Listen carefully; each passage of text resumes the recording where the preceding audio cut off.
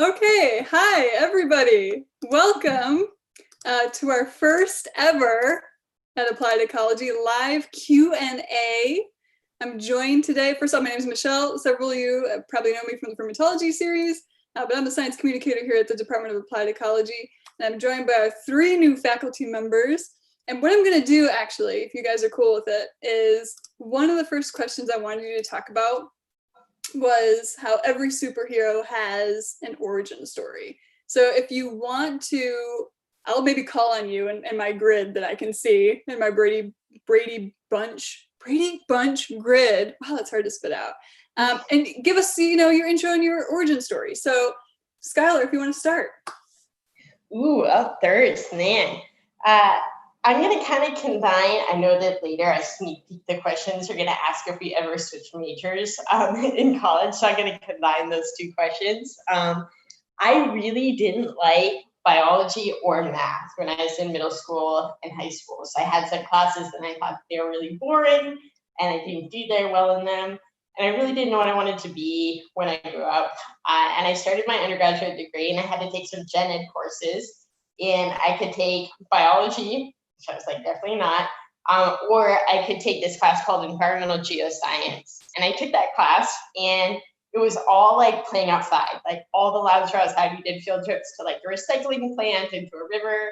I was like, oh my goodness, I think science might be playing outside. And I had a really cool professor who just basically told me one day, like, hey, have you ever thought about being a scientist? I think you'd be good at that. And I thought, oh, I never thought about that before. And so, yeah, I switched majors just because he told me I should. And I took math courses just because he told me I should. And he's like, I'm sure you can do it. And now I literally do like mathematical biology for my job. It's totally serendipitous. It's just one really great professor told me that I should try it. And I really liked it. Awesome. You gotta love those, those rudimentary teachers that we get that just like completely change a path. They are so important with all of this. That's awesome. Yeah, that's a great story. Sure. Khara, do you want to go next? Sure, yeah. Well, actually, when I was a teenager, I think it was maybe around 14 or 15, I just knew I always wanted to work in environmental sciences and sustainability. I think in part is because as I learned more about our pollution problems and how our society contributes to environmental pollution and degradation, just knew that I wanted to be a part of the solution. I was also exposed pretty early to international experiences and lifestyles, so it really opened my eyes up on how the US lifestyle is very unsustainable in many ways, especially compared to some European countries that have a relatively high quality of life, but much lower impact on the environment. And so those 2 experiences really shaped what type of lifestyle and career I wanted to have. So I went to Michigan State, as a freshman, and yeah, exactly, go green, and started off in a zoology, program, and then I was exposed to ecology and evolutionary biology and behavior. So then I pursued a master's in plant biology and ecology. And then I took a turn. I took this giant leap of faith and I moved alone with a suitcase to Scandinavia. I knew some people and I was able to live with them for free, walking their dogs and cleaning houses. And eventually I found myself in the Technical University of Denmark, and they provided me a free master's program. And it was great because I already had a master's, so I could just kind of sneak in there. And then I fell in absolute love with their program in environmental engineering, and then went on to finish my PhD and postdoc there. So, did I miss? Are we both from Michigan? Yeah, I moved around quite a bit when I was growing up, but I spent a good part of my childhood in Ann Arbor, and then moved to Boston area, and then went back to Michigan for my first college experience. I know, right? Awesome. Erin, what's your origin story? Well, I'm going to follow Skylar's lead and combine this with like, what did I originally want to be? Because from age 4 to 24, I wanted to be a veterinarian. Like I knew because I loved animals, and somebody said, oh, you like animals, you should be a vet. And like, that was the age 4 tunnel vision. That did not happen. I made a couple of choices along the way, and I had a couple of really incredible like aha moments along the way. One choice that put me on a different path was going to UNC Chapel Hill instead of NC State as a pre-vet hopeful. Very interesting, not strategic. But all of the animal-centric classes available at Carolina are all like evolution, ecology, animal behaviors, vertebrate field zoology. So I got this like really holistic, very history of life kind of look at animals that I think set me up to ask a lot more questions than you want a veterinarian to ask. Right.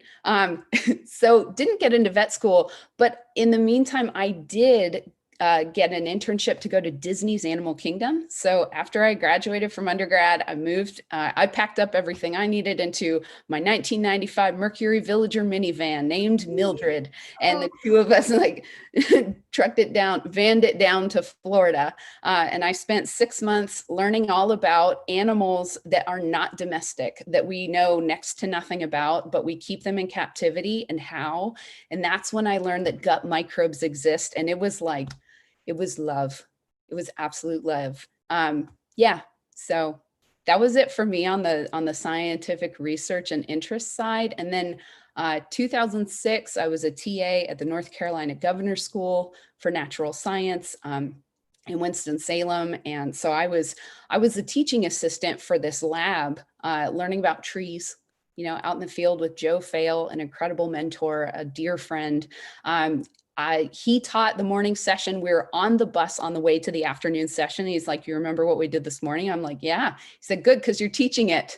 And so it's like, oh, okay. Yeah. So I got dropped into the deep end in a big way and learned to swim, and I loved it. So yeah, the stuff you never see coming. That's it. There really is, as much as we try and set a route path for everybody, especially our minors, which I'm going to get to in a second because I'm going to ask you about what you're doing now, Erin.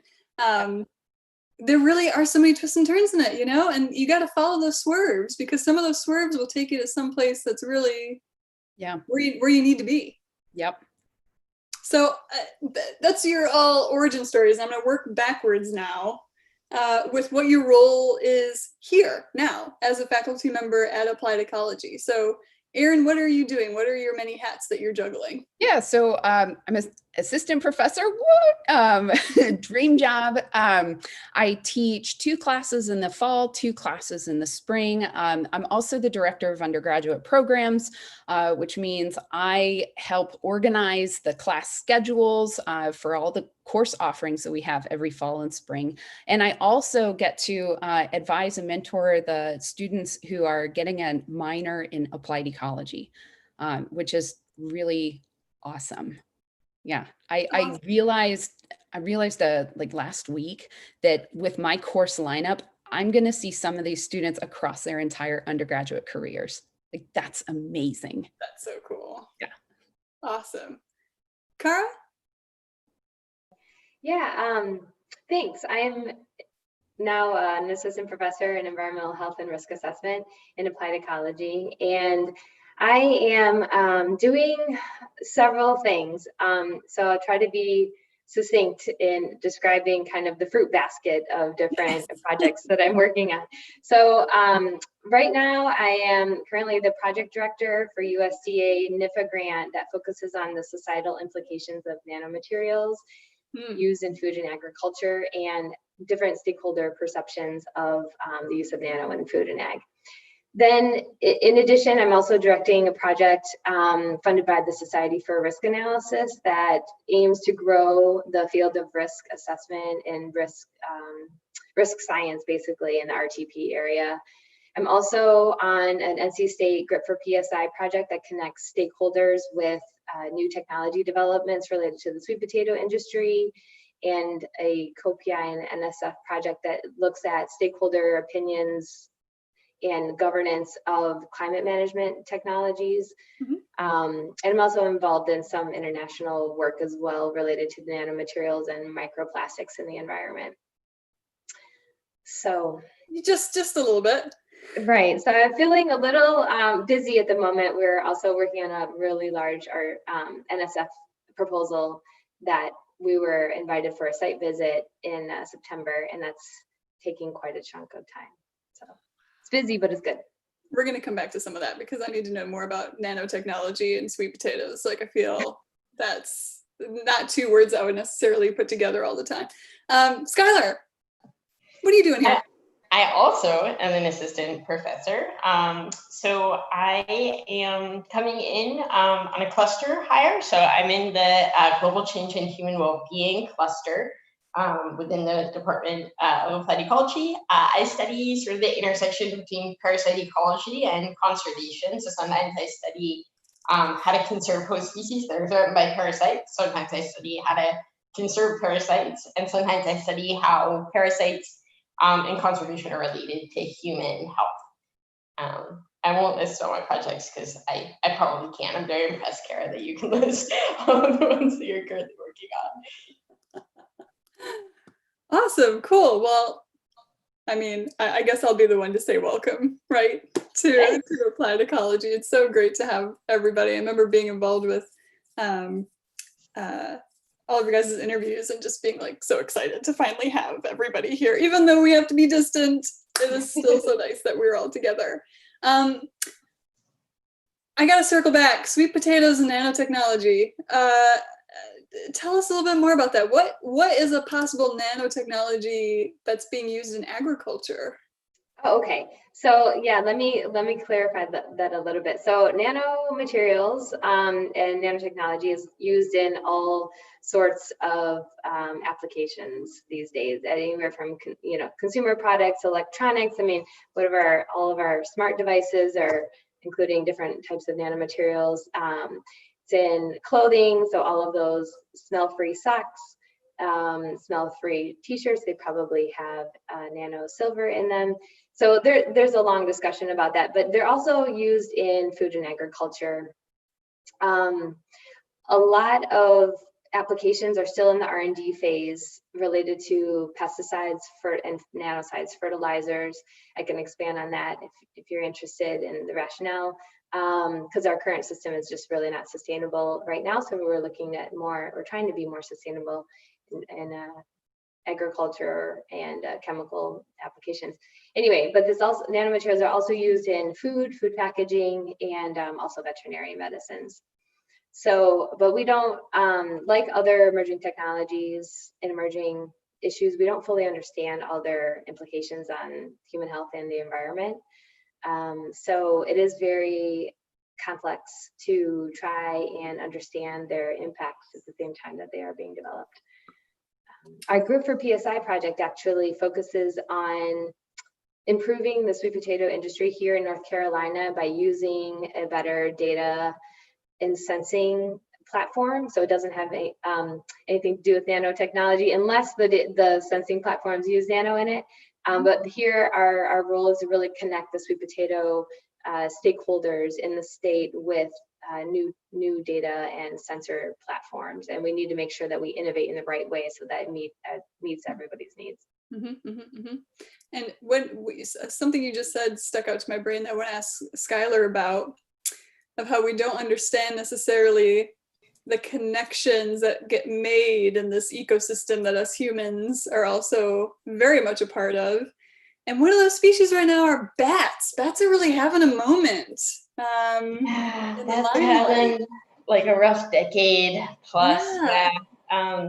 So bats are one of the animals that I study in terms of things that are threatened by parasites. So in 2006, a fungal parasite called Pseudogenescus destructans invaded New York. It was first seen there. It causes this disease called white nose syndrome in bats, and millions of bats across the eastern United States have died as a result of this disease. Really severe population declines. You now see the fungus on the western coast, which is scary as well. And so, yeah, one of the things that I study is what makes some bats better able to persist basically with this pathogen. With the idea that maybe if we know the conditions where they're sort of getting better, we can sort of manipulate conditions to help them. do there. So yeah, I get to visit caves and see bats when they're all asleep and hibernating. And this is actually a picture of me in a cave. This is me repelling here in this background photo. It's awesome. So one of the, I'm going to link this back to you, Erin, because although you've transitioned over to more of a academic, or yeah, I'd say an academic role, teaching role and helping students, but you are, the root of you is a microbiologist, right? And along with one of the favorite places for parasites to hang out in are our guts. And you have like literally been knee deep in guts, right? More like elbow deep, shoulder deep, but yes, yes, I have for sure. And that was an artful segue. Oh, I was really curious how you're going to lace that together, but you are correct. I have guts at my core, as do we all. So that was research that you were doing as part of your postdoc, right? Yeah, so my master's and my PhD were both gut microbes in primates and a couple rogue carnivores that have evolved to eat non-meat focused foods like you would think giant pandas, right? Mm-hmm. Rogue carnivore, they're ultimate misfits. Like, what are you doing? Because generally a carnivore tends to eat a lot of meat, right? A lot of more fatty things. And we as animals can digest those by ourselves. So carnivores tend to have pretty short, simple GI tracts. Think about like an 8-foot length of garden hose, right? Or 12, or, you know, a short length of garden hose. There's nothing fancy about it. But the more fiber you add in, the more dependent you are on gut microbes to digest that fiber, because no animal on the planet produces the enzyme that breaks down fiber. Just think about, run quickly through your mind everything that eats Khara's background, right? Like no rabbits, no sheep, no llamas, no rhinos, no kangaroos, no deer, right? The things that we like to eat cannot survive on their diets, and they can only be alive and exist because they have gut microbes. They have 100 trillion bacteria in their colon helping them digest the main component of their diet. Well, for cows, instead of colons, it's a big stomach. So it's not everyone's favorite mealtime discussion, certainly. But golly, I love it.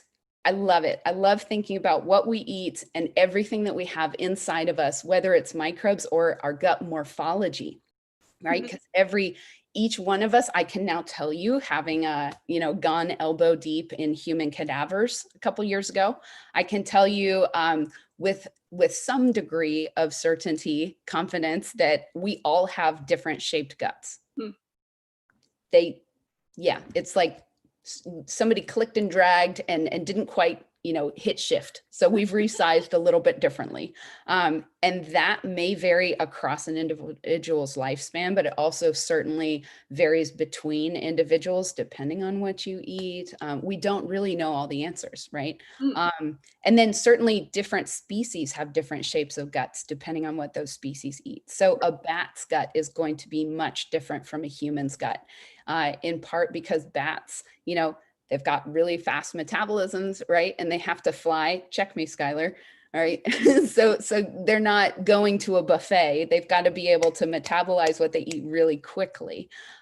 Whereas humans, we can take our time, and we can, as particularly, in the Western world that we might be more familiar with, there's a lot of diverse food items that we can have, right? Your breakfast, lunch, and dinner might be different from each other, and your meals from day to day might vary. So with that diversity comes a lot of variation in the gut, but also you have a functional stomach, and you're investing in your small intestine and your large intestine and your cecum, which is like this glorious wonder. I love it when she starts talking about cecums, man. Like it's a glorious wonder house for microbial fermentation, and like that's where the magic happens, digesting all your salads and other fibrous delights. So yeah. Awesome. I love your enthusiasm. No, I love it. I love it. I have a question that does take guts though. I'll come back to Khara again. How would you describe yourself? What were you like as a middle schooler? Oh, as a middle schooler. Yeah. When you sent the questions out earlier, it was interesting. I haven't actually gone down that path, to think about myself as a middle schooler. And so that was fun. So thanks for that question. First, I had bangs. And I think all my friends had bangs. Yeah. That was a big difference than Khara in 2020. Also, I have to say that I don't know if this is a good thing or a bad thing, but it is that I was voted the friendliest person in my class in both the 7th and 8th grade. So at the time, I think I thought it was a good thing. But then now looking back, I have to say, I think that there are pros and cons of that label. Yeah.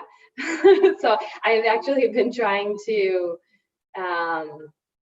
not always be so friendly in some instances where maybe I've needed to stand my ground a little bit more. So. Oh, that's awesome. Anyway, but the bangs, yeah, remember the bangs. Oh, well, I hear you. I had the bowl cut. I can get a picture actually. It's not too far from me. The bowl cut that I used to have. Skylar, middle school, favorite band? Yeah, favorite band, I don't know. I really had to do some mental digging to figure that out. But it's interesting you bring up bands. So I'm a nerd now. Probably anyone watching this is also a nerd. In middle school, I was a really different kind of nerd. I think we called it like a band geek back then. Those were like the words I used for that. I played 2 instruments so that I could be in every school band. So I was in like concert band, marching band, jazz band, all the bands that I could be in, I was in all of them. Do you guys want to guess the instruments? Do I look like I play a certain instrument? Can you tell? I'm gonna go woodwind family. Wrong. Oh, I don't know. You did marching band, right? I did, yeah. Were you a mellophone? No, you're not too crazy off. So I was do you want to guess, Khara, before I? Wow, I was gonna say percussion of some sort, but I don't. No, also not percussion. I play euphonium, which is like a miniature tuba. So like in marching band, it's like very different. It's like a totally different, but yeah, it's just like a little mini tuba. And I played trombone like to play jazz band and stuff like that. I feel ya. But the true mark of a real diehard band nerd. Were you in pep band? I was in pep band, yeah. I played trombone. I was never good at trombone. Like I only played it so that I could be in jazz band and pep band. And pep band is so fun on trombone because you just play like as loud as you can. Oh yeah. And it's like a lot of fun. Yeah. Oh. I feel it, Skylar. I totally feel it. Nice. Erin, what was middle school Erin? Oh, middle school Erin was glasses about this big, tortoiseshell rims, almost perfectly round, perfectly straight part, perfectly. I played flute and piccolo, Skylar, and just very quiet, very timid. Yeah, 5th grade Erin and 6th grade Erin were very different because we moved from Indianapolis to New Bern, North Carolina. It was a bit of culture shock. I ended up making some really great friends there. It just took me a while to adjust. Yeah, but that's also when favorite band, The Monkees. I bought every CD and record that the Monkees ever put out. I wrote Davy Jones fan mail as a 6th grader. Wow. The kind that I should have written had I been a 6th grader in the 60s. Right. I wrote to Davy Jones now, or, however long ago. Yeah. And then I discovered Simon and Garfunkel. I mean, there was like the whole era. Yeah. A lot of tie-dye. What was that? Sorry? A lot of tie-dye. Scrunchies? No, just the plain old hair ties. Yeah. And not even flare-legged jeans, even though they were in style and would have gone well with the tie-dye. Yeah. The Monkees as well. Like I feel I know. I know, just a lot of like strategically poor decision making. Well, I feel like perhaps we need to all start a pet band. I'm just saying. Yeah. I'm just gonna throw it out there, and let it live on YouTube forever as well. One of the last questions I want to wrap up with. We've kind of followed your path, right? How you got here, what you're doing now. But I'm always curious about the last question I put on for everybody, or close last question was something about your life or your career that you had to learn the hard way. Like what is that for you, and how did you come out the other end of that? And whoever wants to go, feel free. I feel like I can give it over to somebody. I can go first if you want. Okay, so my first reaction to this question was, how much time do we have? Because there are so many things that I feel like I've learned the hard way, unfortunately, work-wise, and I think also life-wise, especially being a new parent. I feel like, man, why don't we talk about some of these things? So work-wise, I really learned, so I came from Scandinavia back to the US. So I think I was going through also some culture, shocks in some ways, but I really, learned that our institutions, especially here, are really not only based on meritocracy, unfortunately.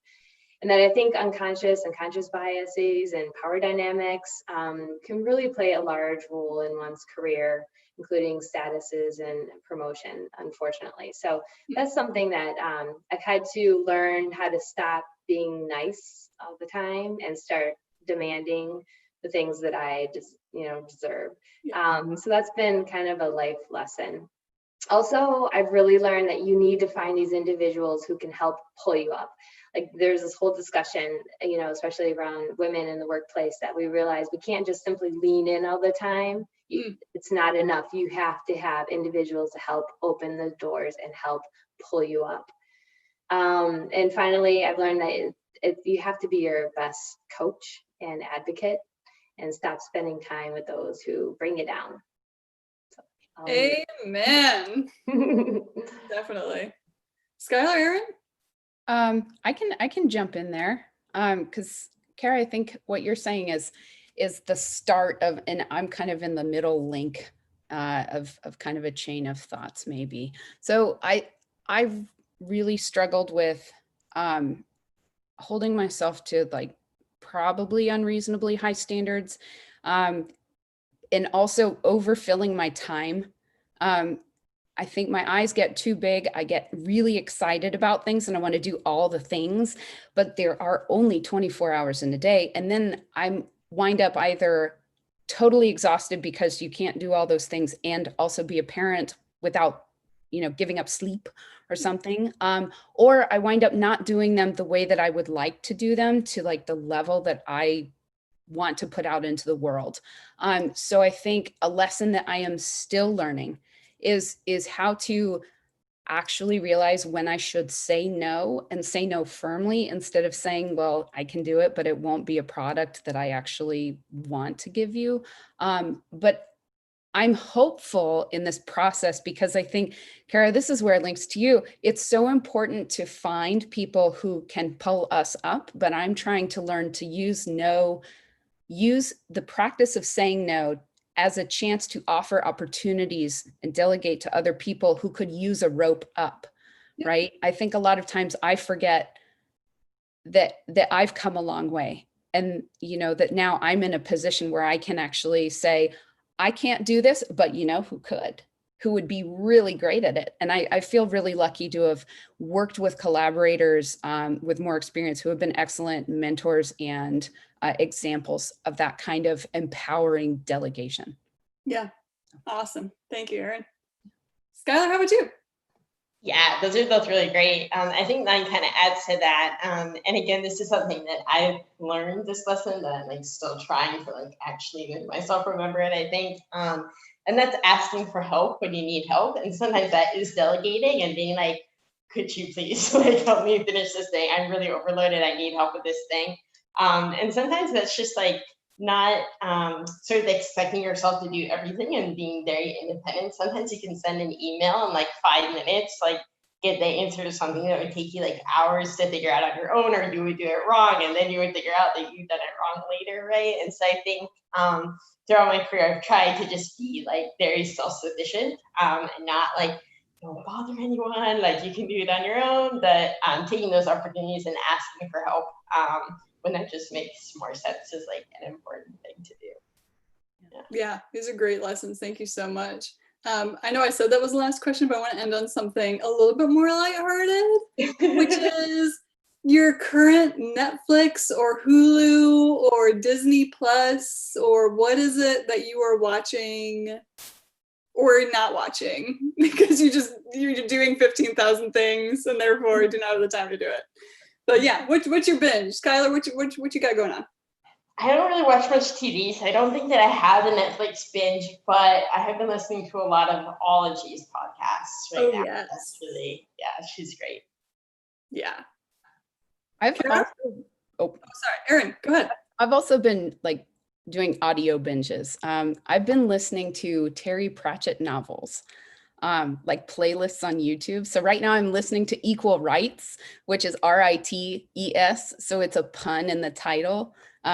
Really, really great. And the guy who reads it, Marco Shiro, is awesome. Have you read all the Discworld books yet? I'm just listening to them. Or listening to them. Have you done like the Night Watch series? No. Okay. So you should listen to next. That's what my dog is named after. He's named after Captain Carrot in that series. So yeah, make sure you do those ones. Those are the best ones. Awesome. Oh my God. So when he was a puppy, did you call him Baby Carrot? I did call him Baby Carrot, yeah. So Captain Carrot, the character in the book, he goes from like captain to corporal, and then like the dating, his 5th birthday is like August 1st, or like does he go from like Captain Carrot to like Corporal Carrot, on his birthday? And I haven't decided yet, but yeah. If there's a ceremony, I just want to be there. I'm just saying. Ooh, yeah. Well, you were gonna ask us the Hamilton quotes, and so I came up with this like whole quote related to my dog, which I have not prepared. But there's like a line where King George says, "I'm blue." My dog is a blue Aussie, so I was gonna like dress him up with like a little hat and like a cape and stuff. Which the photos are still coming. I will still do it, but they're not ready for today. Oh, awesome. Khara, you watching anything? Listening to anything? Thanks for asking. I have to say I'm pretty filled up at the moment. So Netflix and anything is kind of on pause till we get a little bit more free time. But on my off time, still trying to read, our reading list or our book club list. And I also do a lot of exercise or sports or whatever. So I usually run or swim or bike. That's a huge stress release for me. And just like being outside, being in nature, just like kind of life affirming. That's where I get re-energized. So that's where my extra time is going. Nice. And snuggling with my family, I guess. Nice. Yeah, well, I have to say, I haven't been binging much at the moment either, but they are playing the classic Jeopardies right now on TV. And let me tell you, that Alex Trebek's mustache saga through the ages is incredible. On that note, thank you very much for your time. Really appreciate it. Thank you all who have tuned in live. I don't know if there's any last minute question anybody wants to throw into the chat for those of you who are here watching. You have 10 seconds remaining to put it. Nah, probably not. But again, Jeopardy music, Michelle. What's that? You need the Jeopardy music. Don't get me on Google because it'll happen real fast. Again, thank you very much. I know I don't want to speak for you guys, but I'm sure people go ahead and look you up. They can find your emails if they want to get in touch with you. I know Khara and Skylar are on Twitter. I'm still converting Erin to get on to Twitter fad. And yeah, by all means, keep in touch with us, those of you that are live. And thank you guys very much for your time. Absolutely. Thanks so much, Michelle. Thanks for having us. See you guys.